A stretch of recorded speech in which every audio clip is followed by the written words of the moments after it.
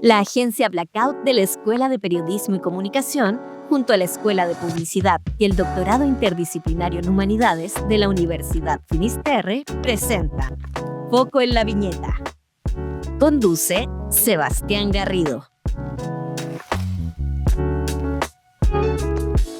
Hola, bienvenidas y bienvenidos a un nuevo capítulo del programa Foco en la Viñeta, realizado por la agencia Blackout de la Escuela de Periodismo de la Universidad Finisterre, junto a la Escuela de Publicidad y el Doctorado Interdisciplinario en Humanidades.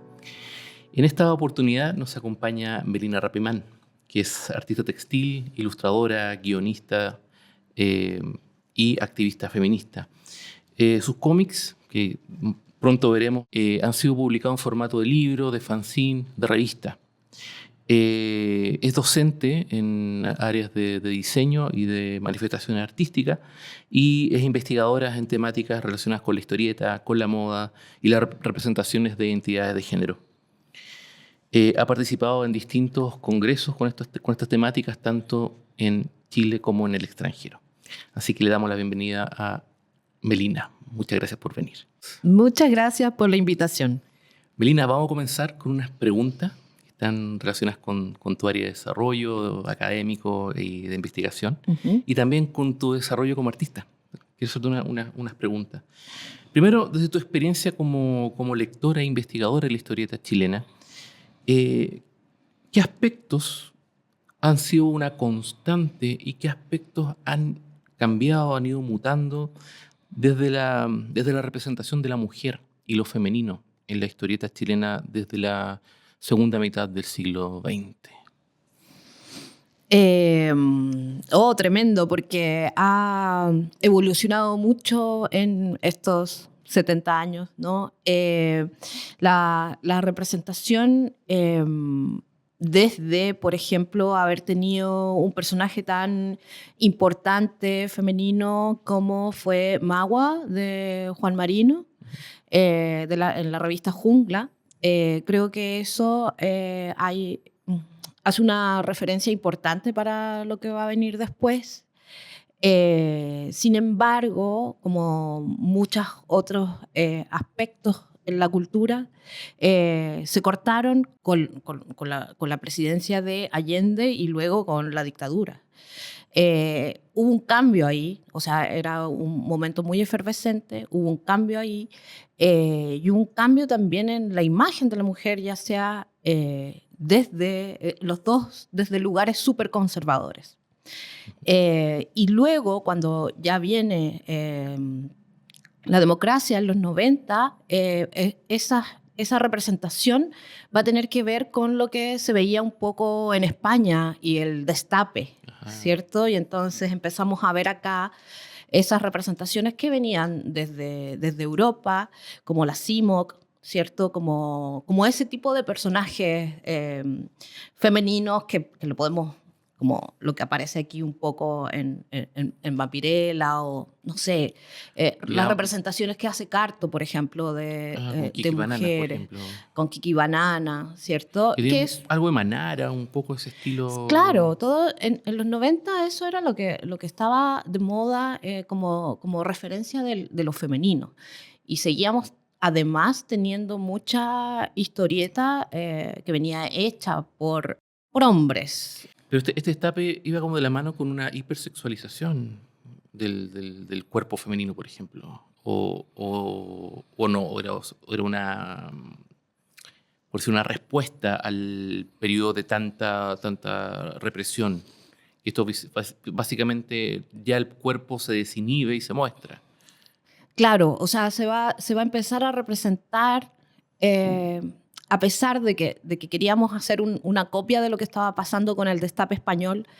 Aquí el destape fue anterior a que terminara la dictadura. Fue más bien en los 80 y fue como en las artes escénicas.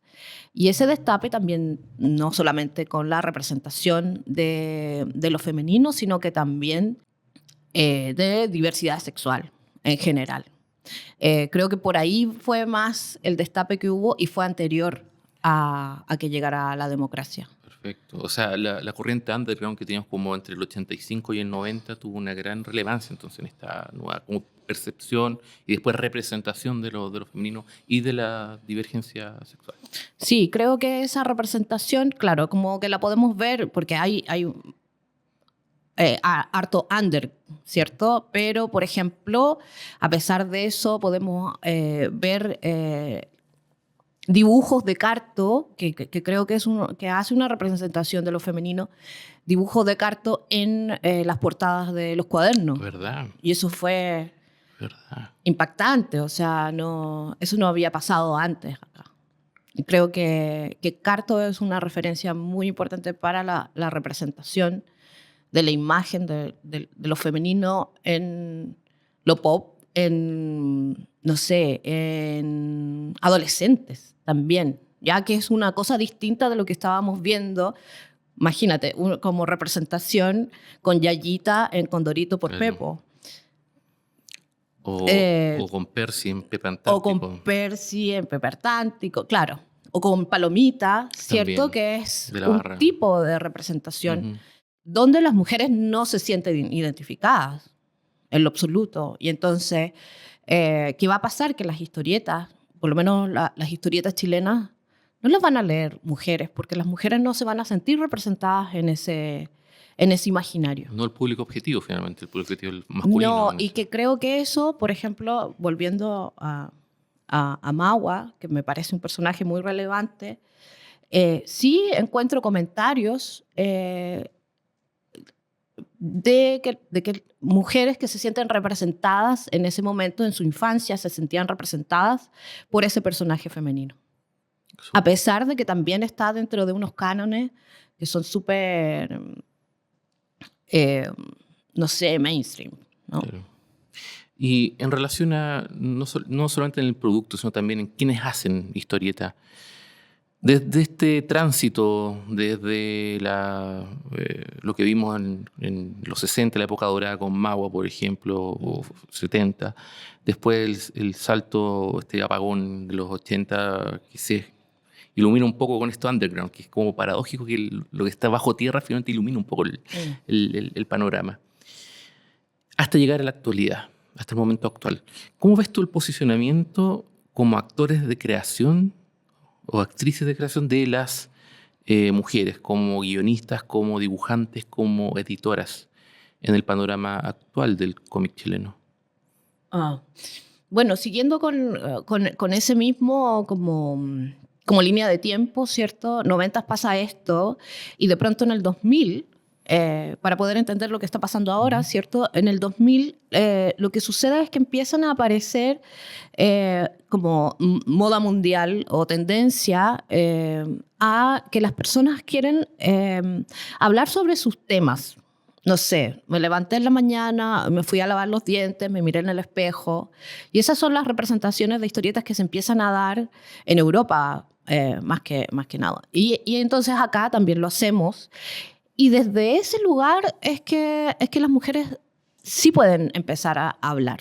Como de la intimidad, de la historia Desde la íntima. intimidad, de lo doméstico, Ujú. y empezar a representar lo que está pasando.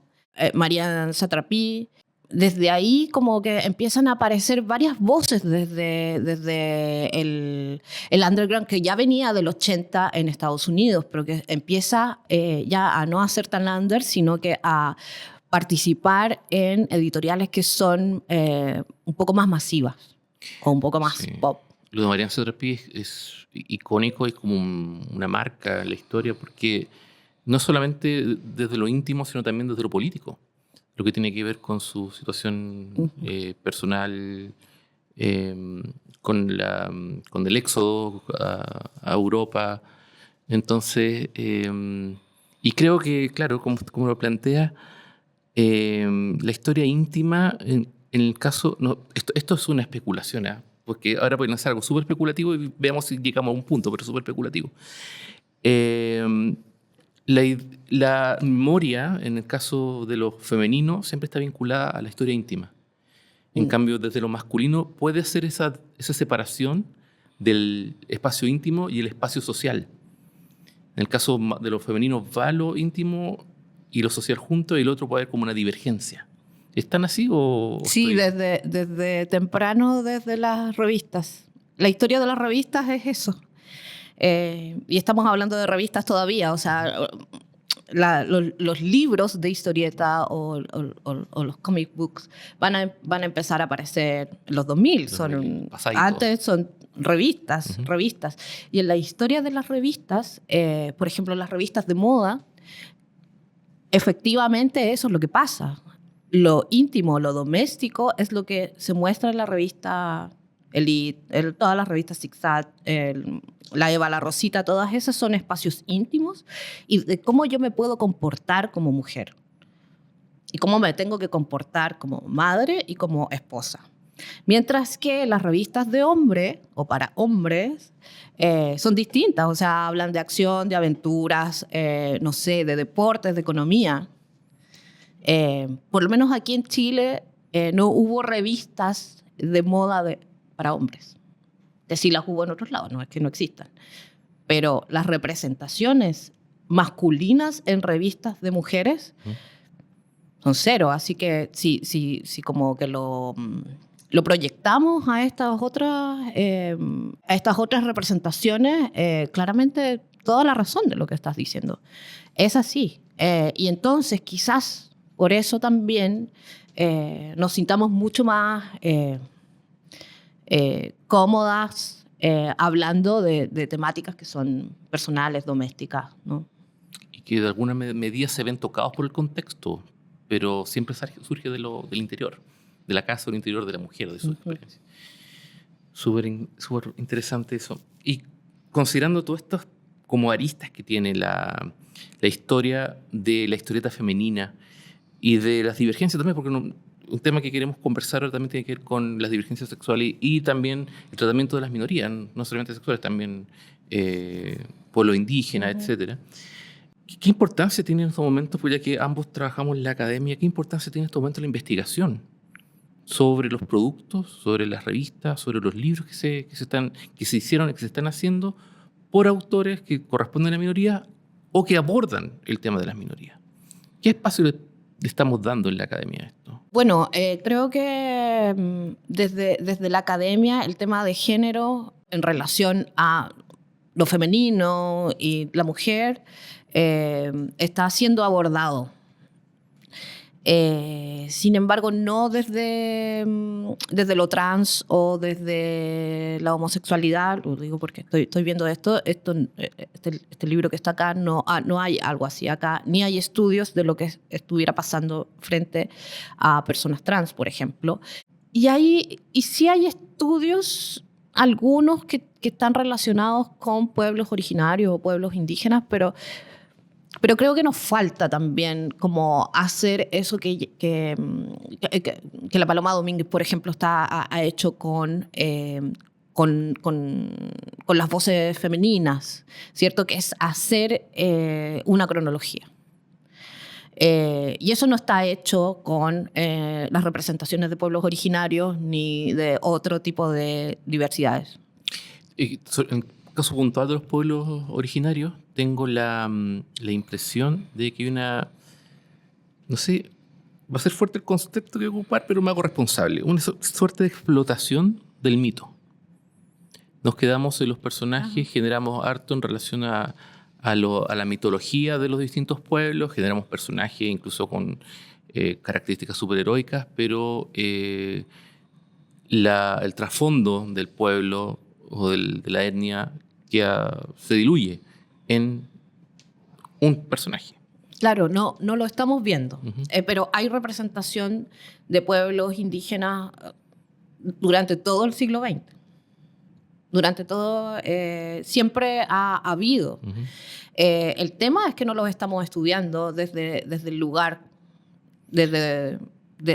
porque primero hay que hacer esa investigación histórica, ¿no? De qué se hizo primero, quién fue la primera persona que representó, que viene de la caricatura, viene de la acuarela anterior también. O sea, se representan primero desde el folclore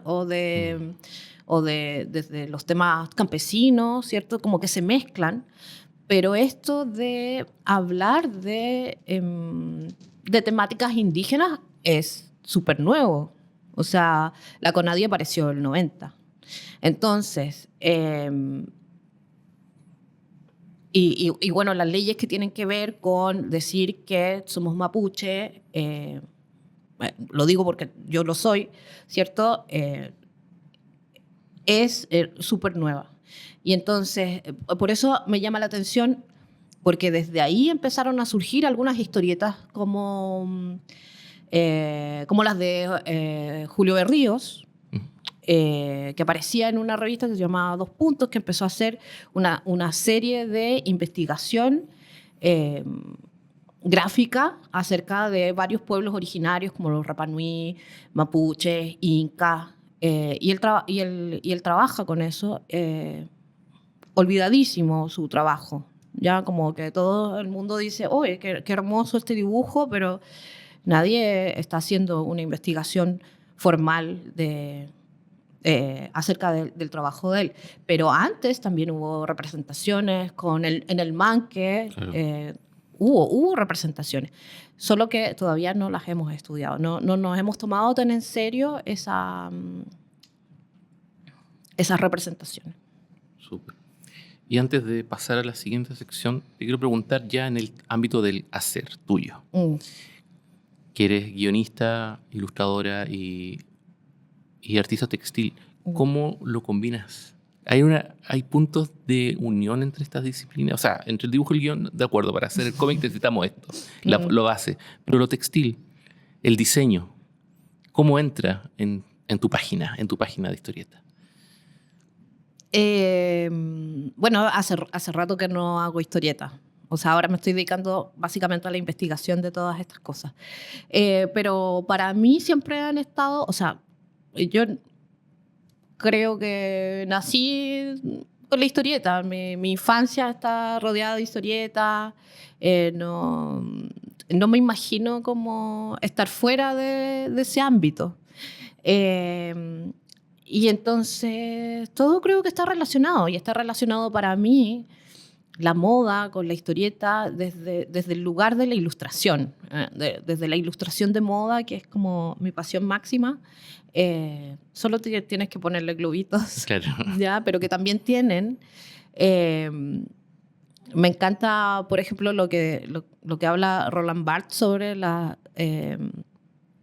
sobre el sistema de moda, sobre las revistas y la representación gráfica. Y entonces él dice que hay 3 tipos de vestido. Uno, el que vemos en la imagen, el otro, el que tiene el texto abajo, que es como se hacía antes la ilustración de moda, o ya hay poca ilustración de moda, pero se sigue haciendo. Hay un texto abajo que te dice lo que tienes que ver en la imagen, y hay también un vestido que no estás viendo. ¿Y qué contiene ese vestido que no estás viendo? Es el vestido real, Ajá. Que es el que no ves. Capaz que no exista, capaz que sea un futuro. Pero, y eso, para mí es todo esto. Para mí es también es el tema de cómo representar y de cómo a través de esas representaciones educas a la gente. Es un superpoder. Buenísimo. O sea, las revistas te cuentan un imaginario, y cuando tú las analizas, también puedes descubrir cosas. Y, por ejemplo, la indumentaria que aparece en Julio Berríos, lo acabo de nombrar, ¿no? Hay una investigación ahí. El vestuario también comunica. Los textiles comunican también. Y están representados en las historietas. Solo que no los vemos. Melina, ahora te quiero invitar a esta sección del programa que tiene que ver con hurgar en lo que tenemos aquí en la mesa, conversar sobre procesos, conversar de referentes, de historias que tengan que ver con esto, ¿ya? Voy a ser súper, ¿cómo decirlo? autorreferente y voy a partir yo. Yo voy a partir Bueno. con Hambre Prístina, que recuerdo cuando lo estaban editando, porque en esa época yo estaba en Piedra Angular y estaba Tabula Rasa Cierto, en cierto. la misma agrupación. Entonces me dicen, no, estamos editando En un las libro. mismas ferias. En la misma feria. Estamos editando un libro de la Melina Rapimani. Y dije, ya, lo compré, me puse a revisarlo. Y me llamó la atención, primero, claro, lo voy a mostrar. Este sentido como cuando hablamos de las historias íntimas, Hambre Prístina para mí es un ejemplo de eso. Pero también es un ejemplo de cómo la historia íntima repercute o tiene un eco de la historia social, de la situación de la mujer en un determinado momento, de las vivencias que tiene o que podría haber tenido y que finalmente muestran la cara, o la peor cara del patriarcado, en algunos casos. Cuéntame un poco cómo fue la gestación de Hambre Prístina. Esta edición debe ser 2014, ¿no es cierto? 2014, sí. Y esta es una edición Una reedición fancinera. fancinera actual. Que esa es del 23, creo. Como 2 años. Sí, Tanto. y tiene, creo que, un par de historias Agregada. agregadas que hice después. Cuéntame, ¿cómo el concepto Hambre Prístina es súper poético? Ajá. Es la idea de algo falta, algo que necesito, y es tan claro ese impulso, esa necesidad que... Bueno, de eso se trata. Efectivamente, como de esta hambre de mostrar las cosas que yo sentía que estaban pasando en ese momento.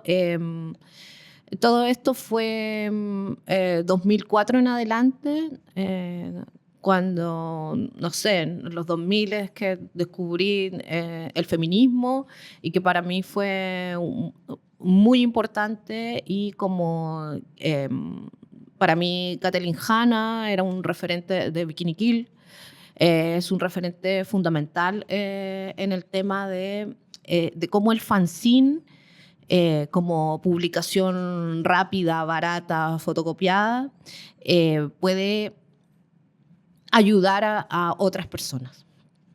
Y ella empezó a hacer un fanzine con otra gente, por supuesto, que tenía relación con las violaciones que estaban sucediendo dentro de las universidades, de los campus universitarios en Estados Unidos. Y entonces eso a mí me marcó mucho. Yo empecé a estudiar mucho acerca de ella y de su trabajo, y que tenía relación con esto, que tenía relación con lo gráfico. Y entonces desde ahí, bueno, hicimos esta serie de revistas escritas, dibujadas por mujeres. Hicimos 4 o 5 números de Tribuna Femenina Comics, y Hambre Prístina es la recopilación de los trabajos que hice mientras estaba siendo editora de esa revista. Perfecto. O de este fanzine. ¿Y cuántas personas participaban en Tribuna Femenina? Fueron cambiando, y algunas personas hacían edición, otras hacían portadas, otras dibujaban, otras hacían dibujo o guión. No sé cuántas habremos sido. ¿Era una producción colaborativa? Era colaborativa, sí. O sea, yo lo que hacía era editar, y a veces, no sé, las últimas 2 o 3 las diseñé yo. A ver, acerquemos unas tribunas Sí, femeninas sí. para mostrar. Estas son tribunas femeninas, el 1, el 2, el 3 y el 4. Con colaboraciones de distintas dibujantes. Algunas venían de las artes visuales, o venían de distintos lugares. Muchas nunca habían leído historietas, y fue un trabajo bastante intenso, pero también muy interesante. Hay algunas acá que ahora son que ahora son súper famosas también. Sí, está Bernardita Labourdet. Sí, hay un guión de la Bernardita con la Angélica. La Ángela González. Este es una portada de la Sol Díaz. Ese tiene portada. La Panchuley, ¿no? Y esa es la Panchuley. Sí. También invitábamos a artistas internacionales, gente de Argentina, de España, que colaboró. Pero en un principio era así bastante experimental porque costaba como encontrar mujeres que hicieran historietas, porque en realidad todo el mundo pensaba que la historieta era de superhéroes, y cuando yo decía que era feminista también como que, bueno, no, pero es que las feministas como que casi que tiran bombas, no sé, son anarquistas. Estoy hablando del 2007 de haber salido la primera. Ese es el proyecto que... Y bueno. ¿Cuánto duró? Eso. Son 4 números. Yeah. Son 4 números, no salieron correlativos. Siempre mi idea era como hacer 2 al año, pero eso nunca resultó. Pero el último que hicimos fue el 2012 y hubo una convocatoria que no alcancé a publicar. Ya. Yeah. Sí. Suele pasar. Iba a haber un quinto. Y de ese aparece también un número que es ese, que es Malene Splendor, que es otra revista, es el 2009. Que bueno, que la idea era que fuera mucho más combativa y mucho más feminista. Y claro, tenía como un manifiesto. No sé, creo que no resultó tanto, no fue tan feminista como a mí me hubiera gustado que hubiera sido más combativa. Pero sí es un poco más subida de tono que Tribuna Femenina. Súper. Ya, te toca a ti entonces ahora, Melina, elegir algo de lo que esté acá. Bueno, a propósito de esto, que me apuraste con el tema, porque antes de esto está Informe Meteoro, que es un colectivo de historietistas que... no sé si lo quieres mostrar. Este también es una antología, un álbum recopilatorio de muchísimos años de... está firmado por... de varios años de colectivo de historietas. Y el Informe Meteoro, del 2005 al 2008. Y yo empecé a hacer Tribuna Femenina porque... voy a contar una historia que siempre cuento, que es que estábamos en una reunión de Informe Meteoro, nos juntábamos a comer completos y tomar fan shop en el Baquedano, y estábamos, una de la editora del Informe Meteoro, y se acerca alguien, un hombre por supuesto, y nos dice, ¿y ustedes pololas de quién son?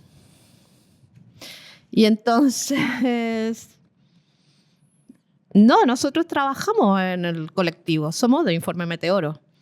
Pero ante esa pregunta, yo dije, voy a hacer mi propia revista de historieta, donde esa pregunta no tenga cabida. Nadie pueda hacer ese tipo de preguntas. Pero bueno, y nace entonces Tribuna Femenina un poco desde este lugar. Fue muy entretenido trabajar con... Bueno, es gente que todavía es mi amiga,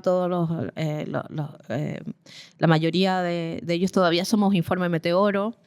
¿Tiene un grupo de WhatsApp así? Sí, nos juntamos. Pero ya no nos juntamos en Baquedano, por suerte. Subimos un poco. Subieron un poquito. Bueno, dibujantes increíbles como ven, mucha tinta, un trabajo gratuito, ¿cierto? Y donde cada uno desde un estilo tenía un pie forzado. Y eso era lo entretenido, porque el pie forzado era que existía un personaje que de pronto encontraba a unos extraterrestres. Y ese era el pie forzado. Entonces la cosa era qué pasaba con estos extraterrestres que venían a hacer un informe acerca de la Tierra y se encuentran con este personaje que es como una especie de nerd, mega nerd, que ve tele todo el día, que ve películas, que ve historietas. Y bueno, es bastante de su tiempo, como que las historias siempre están relacionadas con una contingencia política que está pasando en el país en ese momento. Pero hay una metáfora y clara, o sea, enfrentarse con una alienígena dentro de tu rutina de enfrentarte con la otredad, con Sí. el desconocido, con el otro que está fuera de tu ámbito. Sí, claro, y entonces todas las historias son distintas, vienen de distintas manos, de distintos guionistas, pero tienen esa motivación, sí, eso es muy, muy bueno. Excelente. Así es que ese fue como una super escuela, porque, bueno, la mayoría de las personas que estuvimos en ese momento, que esto nace, además, bueno, qué bonito eso, que nace de un foro que existía que se llamaba Ergo Comics, de una página web que era Ergo Comics, que hablaba de historieta, y ellos tenían un foro en ese tiempo que se usaban los foros. Insisto que estoy hablando de 2004, hace... Estamos haciendo arqueología un poco. 20 años atrás. Pero Ergo Comics era súper reconocida porque era fuente de información constante. Latinoamericana. Sí, o sea, todo el mundo nombra Ergo Comics y ese foro donde nos encontramos y como que todos lo que queríamos hacer ahí era poder hacer nuestras propias historietas. Y entonces ahí nació como este semillero de fanzines y nace de ahí. Entonces, para seguir con nuestra línea de tiempo, ¿cierto? Aparece esto como después de la CIMOC, después de los 90, después de ya empieza a bajar un poco esta cosa como estridente y se empiezan a contar otras historias. Claro, y puedo entender un poco esa vuelta a lo íntimo también. Ya dejar de estar tan espectacularizado o sea, necesidad de... Esa necesidad de salir, porque estabas todo el tiempo ahí en domesticado más que lo domesticado y de pronto ya puedes salir, pero ya después, 2000 ya fue bajando un poco esa intensidad. Súper. Me toca a mí entonces. Perdón, ¿no? y tiene eso que ver con un tema técnico también, que no hay que olvidar nunca jamás en estas cosas, en los temas gráficos, tiene que ver con un tema técnico, porque fotocopiar, que en los 90 era barato, en los 2000 imprimir era barato. Sí. Todo eso fue impreso, y digo imprimir como en impresora, que antes era imposible. Antes imprimías una vez y fotocopiabas porque era muy caro, pero después, ya en los 2000 ya era como que podías imprimir a color. Todas estas cosas que están impresas a color son impresas en San Diego, no sé, en Yuli, que es donde íbamos todos. Un clásico, pero que solo se puede hacer porque hay una tecnología que lo hace posible. Es súper importante eso. Sobre todo por el tema de acceso. Y de difusión el fanzine, en ese sentido, ¿lo encuentras más amigable o, por decirlo así, como un terreno más fértil para ciertas temáticas que la revista o la historieta en libro? ¿Tiene más libertades, por así decirlo, el fanzine? ¿O también en este momento ya está como ciertos límites? Si vamos a la palabra fanzine, si vamos al origen del fanzine, en realidad el fanzine es una edición independiente. O sea, esto también, aunque parezca un libro, es un fanzine. Y entonces, el tema es cuando, claro, la diferencia de que empezamos a hacer hace muy poco tiempo, la diferencia entre las grapas o los corchetes o los lomos. Y los lomos. ¿Y qué pasó? Que de pronto estas revistas que que la gente hacía, ¿cierto? Se empezaban a esconder porque solamente tenían corchetes y entonces las librerías no te aceptaban. Y desde ahí nace el lomo. Sí. Y entonces hacer un lomo, algo tan minúsculo como esto, ¿tiene sentido? Tiene sentido solo para que lo puedas encontrar en un librero. Sí. Pero no tiene ningún otro sentido. No es cero funcional. Es más funcional haber hecho esto mismo como revista con grapas. Sí, y ahí entramos en una discusión muy larga que tiene que ver con, por ejemplo, si tiene lomo, ya es novela gráfica. Efectivamente. Porque se instauró así a un nivel comercial. Oye, si lo podemos poner en la estantería de la librería, esto ya es novela gráfica. No es un fanzine, no es una revista, tiene otro formato. Y el formato empieza como a intervenir con el contenido. Es una discusión bien... Claro, y entonces, desaparecen estas cosas. Claro. Yo amo estas cosas, así como que son unos pequeños libros y que son muy fáciles de hacer, a diferencia, para seguir con tu pregunta, a diferencia del lomo, que el lomo ya no lo puedes hacer en tu casa, solo corchetear y cortar. Hay gente que ni siquiera lo corta en realidad, pero yo sí me preocupo de eso, de cortarlos. Pero claro, este tipo de publicación lo puedes hacer tú solo, en tu casa. No es necesario siquiera que vayas a un lugar si tienes una buena impresora. Lo puedes hacer Hay una inversión que es mínima. Mientras que esa otra publicación que tiene lomo ya es algo que requiere de otras técnicas. Uh-huh. Y está más lejos y entonces a mí... y ahí ya como que... No sé, me gusta esto, me gusta que la gente, que sea barato de vender, aunque ahora hay fanzines que cuestan 10 lucas, sí. Igual. No, pero me gusta eso de que sea una historia que te puedes llevar, no sé, que vas en el metro, la lees y ya, y que se la puedes regalar a otro, pasar a otro para que lea esa misma historia. Eso es lo que me gusta del fanzine, como la circulación del objeto.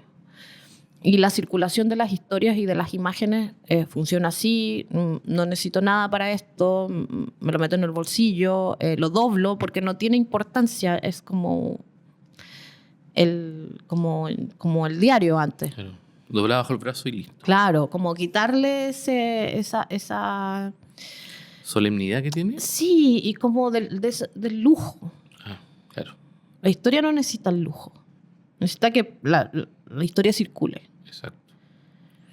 Ya, voy a ser completamente contradictorio con lo que me estás planteando, porque ya. El que quiero elegir ahora es de lujo. Es de lujo, viene de Estados Unidos, de un contexto, y que nos habla de una imagen de mujer relacionada con un género, que es el género de superhéroe. Uh-huh. ¿A ti qué relación o qué te produce el posicionamiento de la mujer en este género?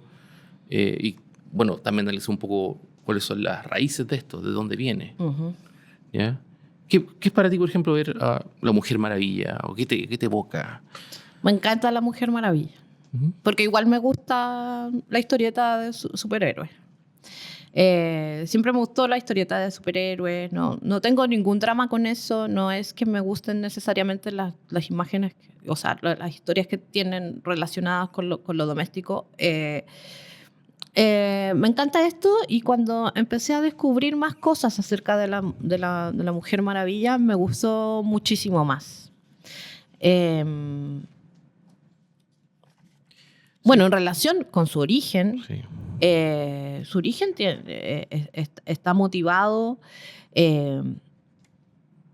primero por el feminismo norteamericano de principios del siglo XX, que está súper relacionado con las amazonas.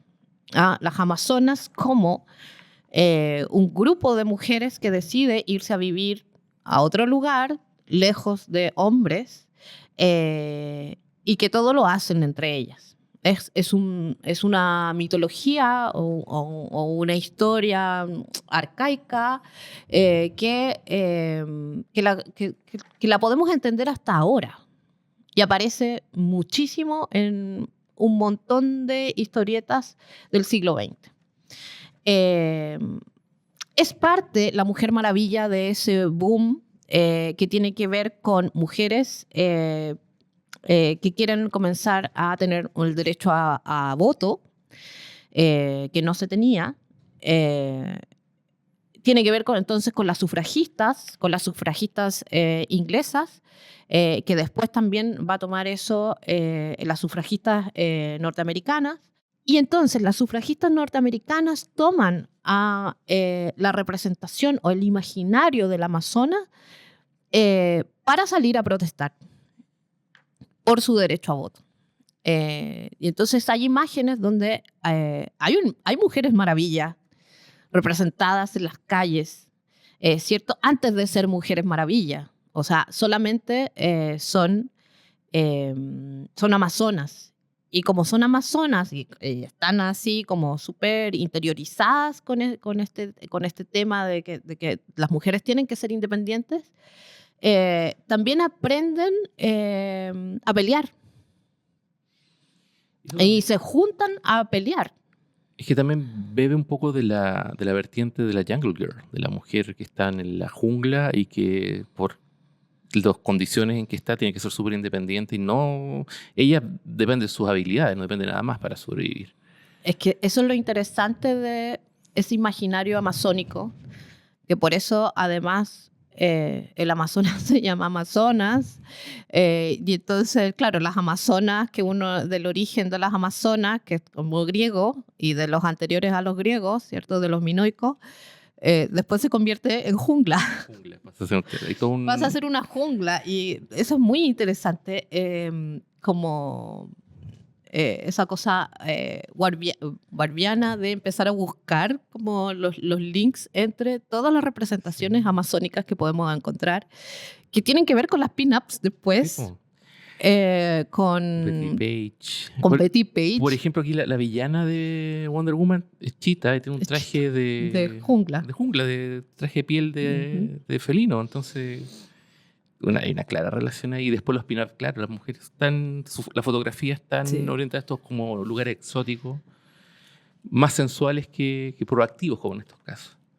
Claro, que pueden ser un poco... Ahí aparecen... que de pronto son trajes que no son tan prácticos. Claro, digamos. O sea, correr en la jungla con tacos. Pero en este momento, y entonces el señor que inventa a la Mujer Maravilla... ¿Cómo se llama? Charles Moulton. Tiene una historia que ojalá puedan ver el documental o la película,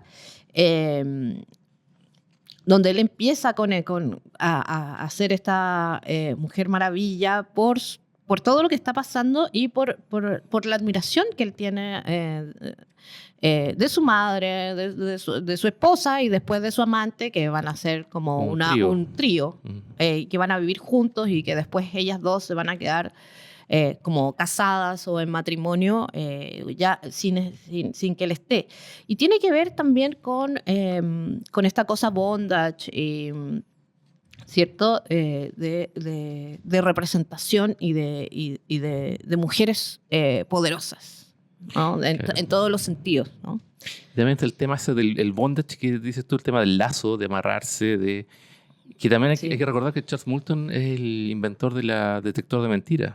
Y el lazo de la verdad, que lo que hace... Efectivamente.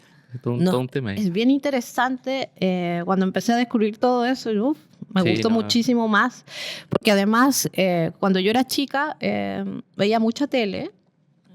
Y entonces, bueno, para mí Linda Carter siempre es la Mujer Maravilla. Yo adoro a Linda Carter y su representación también en ese imaginario, porque hubieron otras Mujer Maravillas que fueron representadas por otras actrices, pero Linda Carter todavía se lo tomó como en serio y también es admirada por varias comunidades ¿cierto?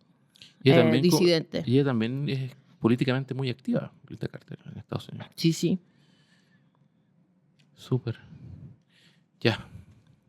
¿Quién quiera seguir leyendo esto? Que se lo consiga. Ya te toca el último, te toca a ti. Oh, qué difícil. Voy a seguir con este porque ya me lo sabes. Tiene que ver con mi tesis, sí. Con mi tesis. Bueno, yo trabajo revistas. Ese es mi... Revistas con monitos.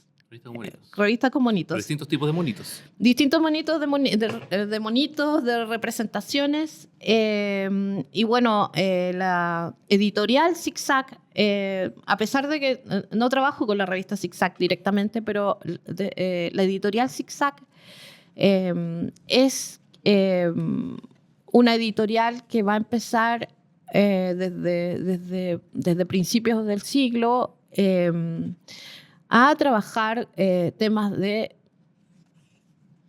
imaginarios, de representaciones. Y la revista Zigzag es como la tele, ¿no? De ese tiempo, dura mucho tiempo. Aparecen desde ahí, desde las publicidades y desde los artículos, las ilustraciones y las fotografías. En un principio es bastante como Art Nouveau, va cambiando, en relación va cambiando el país.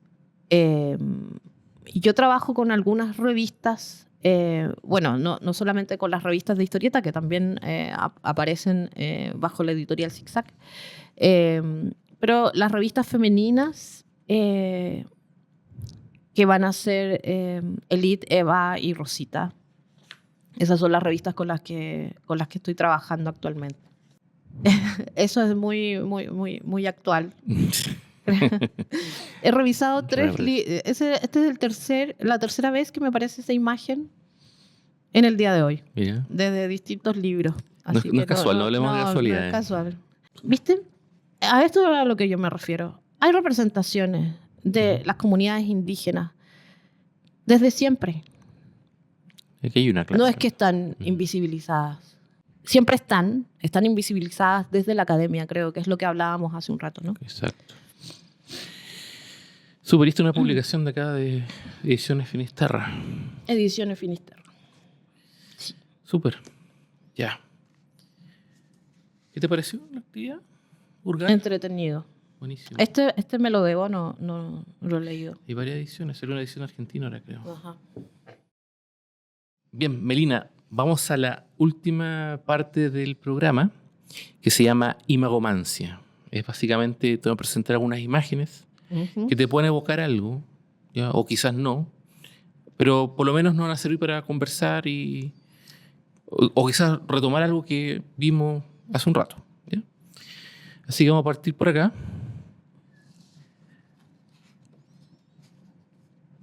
Betty Boop. Me encanta Betty Boop. ¿En serio? Sí. ¿No la tienes tatuada? No todavía, porque aún no sé si va a ser solo la cara o si va a ser el cuerpo completo. Ya. Me ha costado tomar esa decisión, mira. Mira. Sí. De tatuarme Betty Boop o no. ¿O cómo? ¿Y por qué la reticencia o la dificultad? No sé, porque es que a mí me gustaba mucho cuando chica.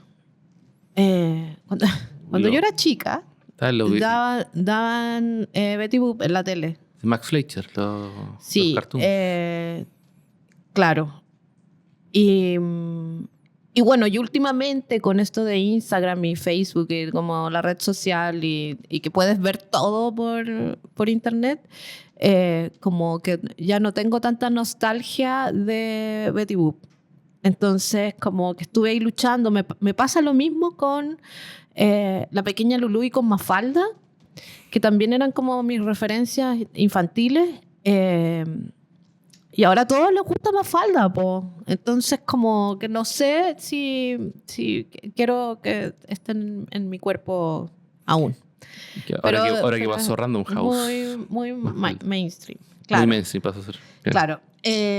Bueno, Betty Boop cumple años suficientes para estar liberada. Y este año está librada de Desde derechos. ayer, creo que de esta semana está liberada, lo que es súper bonito porque me imagino que irán a aparecer cosas interesantes al respecto, que vamos a poder ver otras cosas. Y esperemos que no sea como Winnie the Pooh, que lo transformaron en un oso asesino. Bueno, ya se puede hacer cualquier cosa, ya tú eliges lo que ves. Me parece interesante Betty Boop, que es una representación de esta nueva mujer que aparece a principios del siglo XX y que tiene que ver con como no feminismo, pero como con una emancipación, ¿cierto? Casi prostibular en algunos lugares o desde algunos puntos de vista, ¿cierto? Porque es un imaginario que está hecho para la gente, para los hombres que vienen del frente, para los veteranos de guerra, que es súper fuerte, que uno de pronto piensa que, bueno, que las mismas mujeres fueron las que hicieron esto, pero en realidad de pronto también fue ayudado por el mainstream estadounidense para que fuera como como regaloneo, ¿cierto? A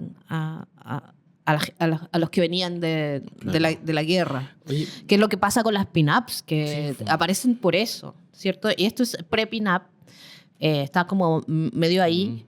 Y entonces hay una tensión siempre de que se cree que es desde la mujer, ¿cierto? Pero puede que sea desde la mujer, pero ayudado por un sistema claro. totalmente patriarcal.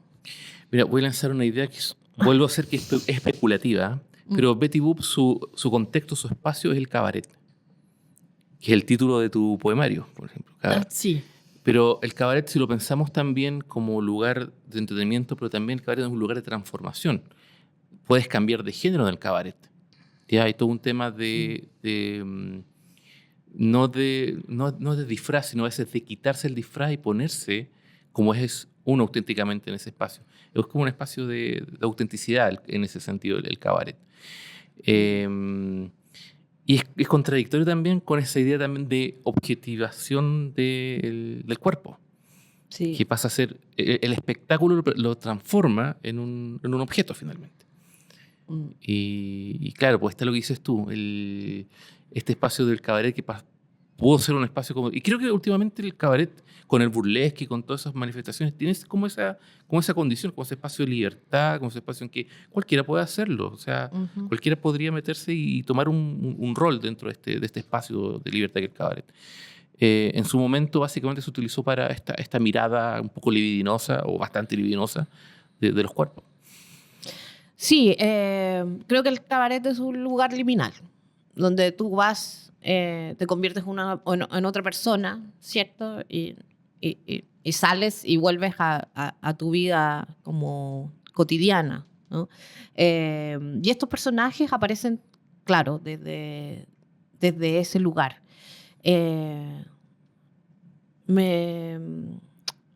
Me encanta, bueno, en algún momento también, y por toda esta romantización, creo que tenía en mi infancia sobre también esas cosas, también hice burlesque y he hecho ese tipo de performance que han sido súper transformadoras. Creo que hay una transformación ahí que ya no tiene ese carácter que tenía hace 20 años, 30 años, como que ha sido también tomado para... un poco fortalecer personalidades, desde el transformismo también, desde el mundo trans.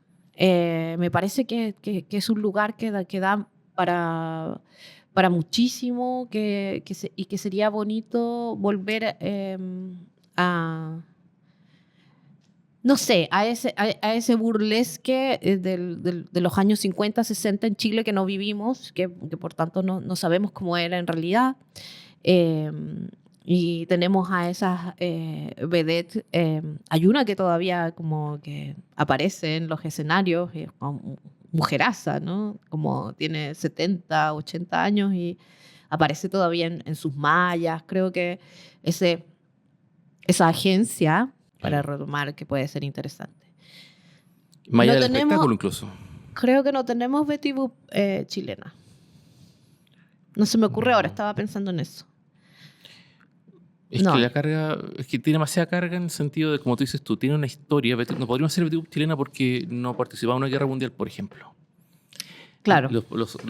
¿Cuántos, por ejemplo, aviones pintaron con Betty Boop? O con alguna pin-up.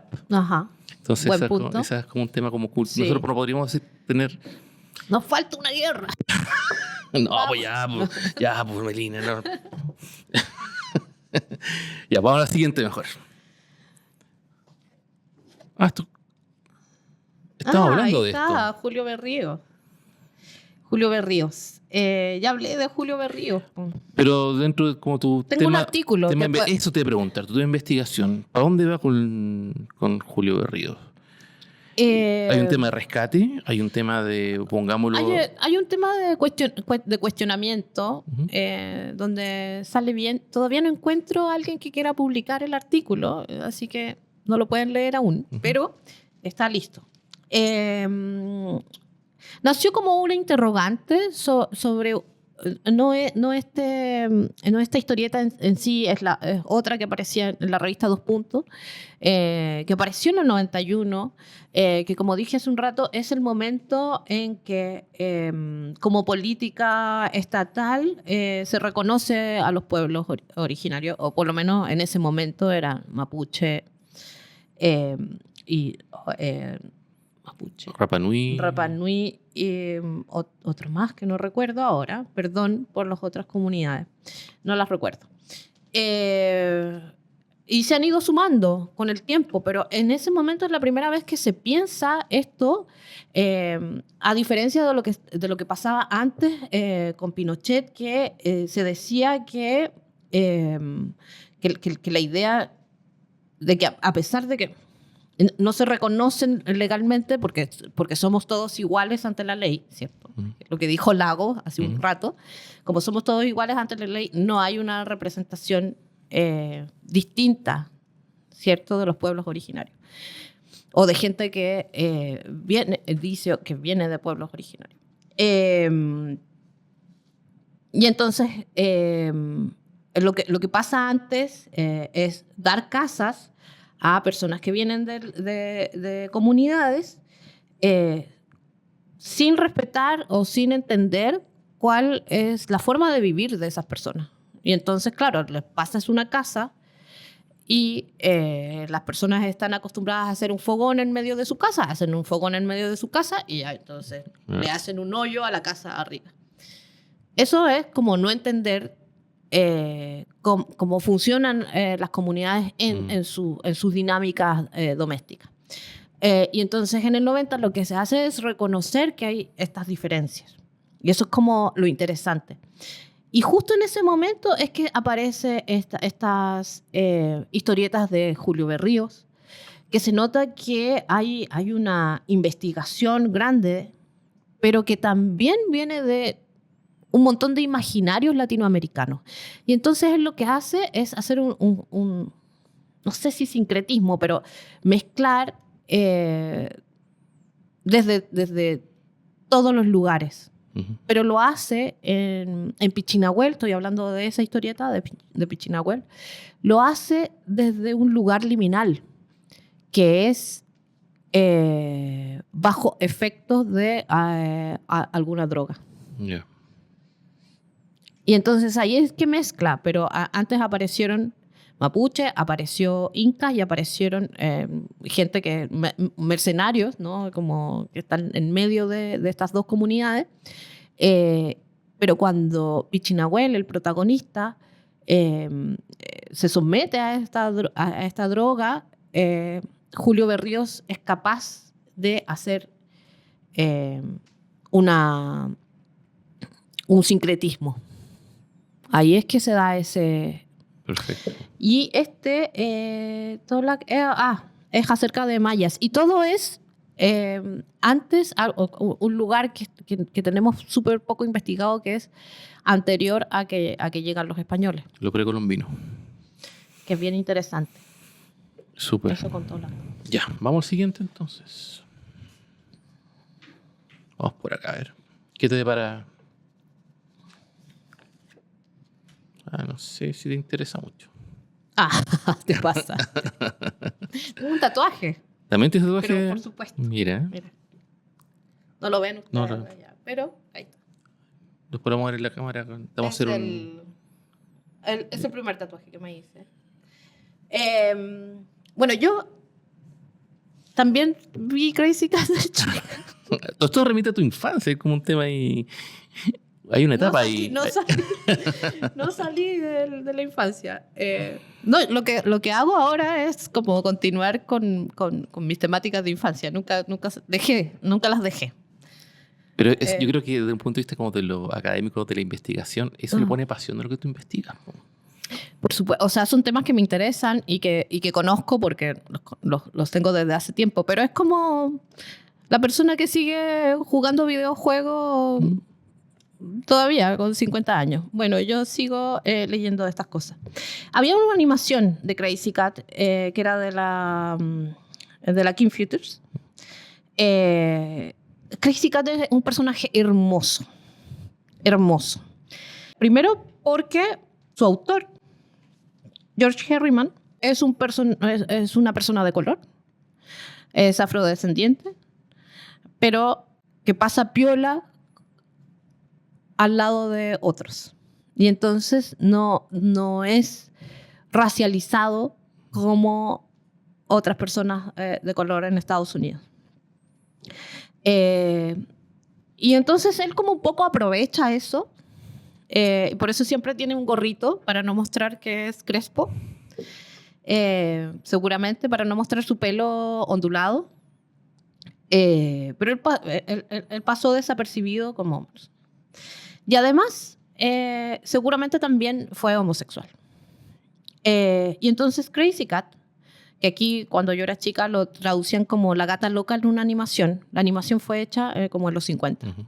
Crazy Cat viene de los 30. 20, 30. Que fue la primera vez que apareció abajo en una historieta. En un principio, Crazy Cat aparece como este personaje abajo, o sea, era toda la página y abajo aparecía esta historia de Crazy Cat. Pero Crazy Cat no tiene género. Y la tratan como una ella, pero claramente no es una ella. Y está muy enganchada de este otro personaje que aparece, que pusiste acá, que es un ratón, que es un personaje insoportable, que está casado y tiene muchos hijos. Pero ella lo ama. Y él le corresponde siempre con un ladrillazo en la cabeza. Y entonces hay otro personaje importante en este triángulo amoroso, que es el perro, que es Officer Pop. Que es la ley. Que es la ley, claro. Es un policía que está enamorado de Crazy Cat. Y entonces la mayoría de las historias versan en relación a ellos tres, pero hay una comunidad gigante que se llama Coconino, que es un pueblo que queda como en medio del desierto, donde aparecen otros personajes como el vendedor que ya no existe, ese personaje, pero es un vendedor viajero que viene a venderles como, no sé, como hoteles y cosas como que viene el progreso y ellos están fuera de este mundo de progreso y de riqueza. Ellos viven en ese pueblo.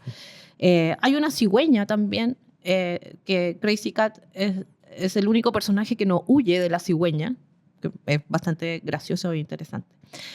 Además, Crazy Cat es migrante y entonces habla de una manera extraña que es muy difícil de traducir.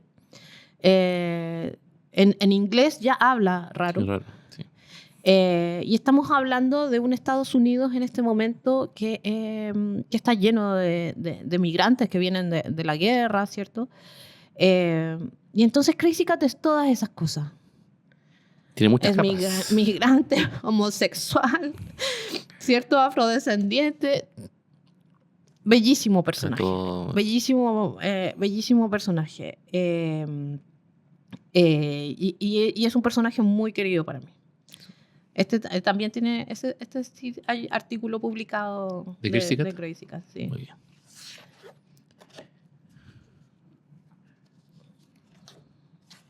Nada.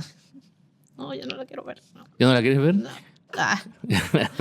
No, bueno, esto es mi tesis de magíster en Historia del Arte y que representa totalmente, que también tiene que ver, por supuesto, con infancia, ¿cierto? Antes uno podía ver, estas revistas estaban en todos lados, te ibas a cortar el pelo, había revistas, en las casas habían revistas, colecciones de estas revistas. El dentista había esas revistas. En el dentista, claro. En todos los lugares de espera siempre habían revistas. No sé qué hay ahora, creo que revistas del 80, pero estas revistas, la revista Rosita, es una revista que fue publicada desde del 37 al 68. O sea, son 30 años de revista. 30 años de revista Rosita. Y fue súper importante porque era una revista que, a diferencia de la otra, que era su competencia Eva, estaba hecha para mujeres de clase media. Tampoco gente pobre, no. Yeah. Gente de clase media que podía comprar una revista, porque comprar una revista, no sé si ustedes han ido a comprar revistas ahora, pero una revista cuesta 15 lucas ahora en este momento. ¿Una revista de moda? ¿O Cualquier revista. O sea, las de moda deben costar 20. Es súper caro. Ya, en este momento también era súper caro. No cualquiera podía comprar una revista. Pero lo que digo, insisto, en el corchete, la revista de corchete que va de mano en mano, cuando ya la vi, la revista, la toma la persona que trabaja conmigo en la casa, la señora que cocina, se va a la peluquería. Son imágenes que circulan. Y a diferencia de otras revistas, esta es una revista que te enseña a coser, te enseña a hacer manualidades, ¿cierto? Y es un conocimiento que va a ir de mano en mano, transmitiéndose de manera circular. Y te dice, bueno, independiente de eso, también te dicta cómo te tienes que comportar, si te tienes que comportar de ciertas formas o no. Entonces, es una revista importante. Creo que para mí la revisitación de todas estas de todos estos patrimonios gráficos está relacionado también con entender lo que vivimos ahora, de cómo vivieron nuestros abuelos, nuestras abuelas, y entender a nuestros padres, ¿cierto? Y entonces por eso podemos entender el mundo de ahora. Por eso el tema del patrimonio gráfico es algo, y el rescate de eso me interesa muchísimo. Sí, la imagen condensa finalmente un estado-sociedad en muchos casos. Desde la moda, la historieta, hay todo se permea. Hay una permeación de lo que está ocurriendo en el mundo, lo que ocurre en el país, en los gustos también. Y las posibilidades que uno tiene de adquirir una cosa o no, también tiene que ver con los contextos. Entonces, sí. No, todas esas cosas, poder entenderlas, me maravilla como... Y además que son revistas, bueno, todas las revistas de mujer de Editorial Zigzag eran dirigidas por mujeres. claro. Y entonces, generalmente los cuerpos de editores, o los que estaban ahí también, eran mujeres, y eso es relevante también. Sí, súper. Ya, la última, Melina. ¿Qué te depara? ¿Qué crees tú? ¿Para llorar o no? No sé. No quiero llorar. ¿No quieres llorar? Veamos. Sí voy a llorar. ¿Cómo te enteraste de esto? por alguien que estuvo en la Comic Con. Contigo cuando fuiste a la Comic Con. Este es un número que leí cuando era chica también.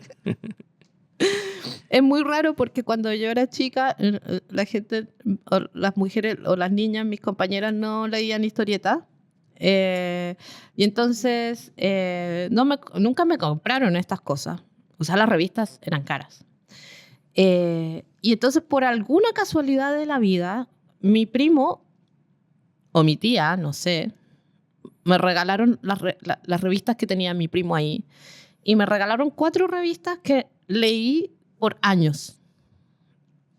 Eran 2 de Iron Man y creo que era una saga completa de Hulk. Eso es editorial Gabriela Mistral. Claro, Gabriela Mistral debe haber sido. Sí, pues, Gabriela Mistral. Que se vendían en kioscos. Uh-huh. Esta portada es del 72 y es la número 142 de la serie gringa. O sea, yo la leí en el 86, ponte tú 88. Uh-huh. En ese momento vendían esto en kioscos, que ya había salido hace 15 años en Estados Unidos. Sí. O sea, hay un desfase ahí gigante. Entonces, mi visión del mundo es súper 60-70 porque eso fue lo que vi y leí todo el tiempo. Nunca leí ni vi cosas de mi momento histórico. Claro. ¿No? Y creo que eso nos pasó a toda esa generación. O sea, por eso ver Hitchcock en la tele, que era del 50 y uno lo veía en la tele. Como novedad. Era novedad la serie, claro. El ciclo Hitchcock. 40 años después. Ya, pero este número en especial es muy interesante porque habla de feminismo. Habla de feminismo y llega este personaje que aparece por segunda vez, pero que lo ocupan, que se llama Valkyria. Y es, a diferencia de otros números, es un número autoconclusivo. Entonces no está dentro de la saga que estaba de Hulk en este momento. Aquí, Valkyria, que es ese personaje, toma cuerpo en una joven feminista que es justo hija de Bernstein, el pianista, el músico. Y entonces este señor hace fiestas. Y entonces está basada en una novela del periodista que hace... que se burla de la sociedad de los 70. No me acuerdo el nombre en este momento. Aparecen muchos personajes que están en ese momento llamando la atención, ¿cierto? Como este periodista... Tiene un libro donde habla de la decadencia de la alta sociedad en Nueva York.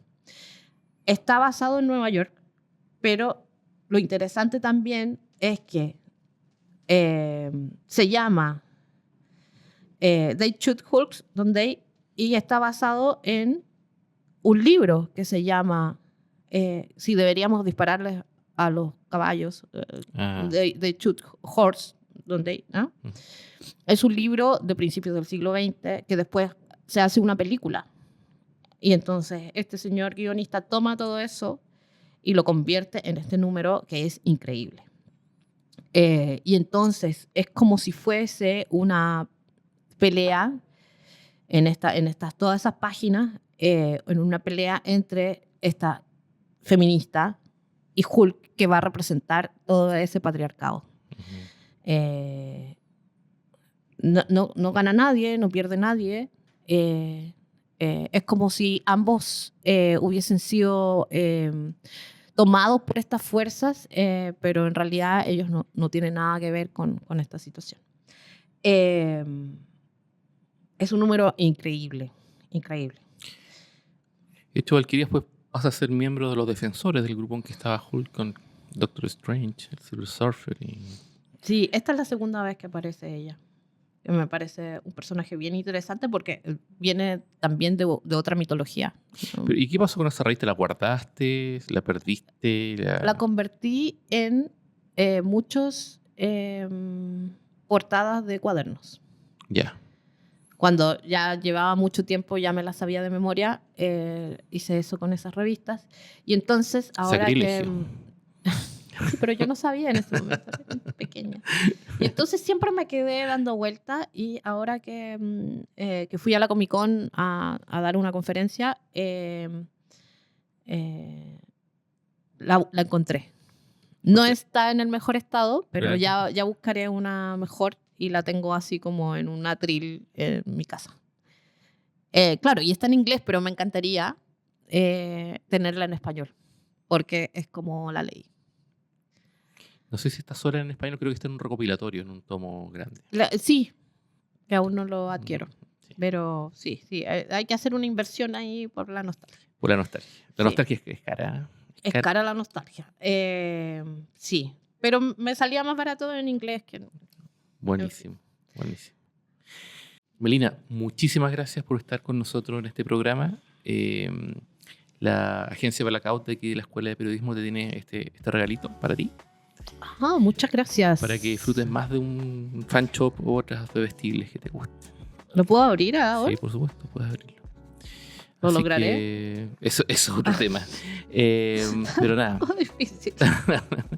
Nada, te las gracias. No lo voy a lograr. Bueno, Ok. pero queda en tus manos, así que muchísimas gracias por estar con nosotros y eso. Oye, muchas gracias por la invitación. Lo pasé súper bien. Qué bueno. Súper bien. Así que gracias. La agencia Blackout de la Escuela de Periodismo y Comunicación, junto a la Escuela de Publicidad y el Doctorado Interdisciplinario en Humanidades de la Universidad Finisterre, presentó Foco en la Viñeta. Conduce Sebastián Garrido. Equipo realizador, Dirección General, María Fernanda Moena. Dirección audiovisual, Valeria Lara. Montajista y asistente audiovisual, Roberto Zamora. Coordinación periodística, Kiara Galdames, Diego Jerez. Redes sociales, Alison González y Constanza Valenzuela.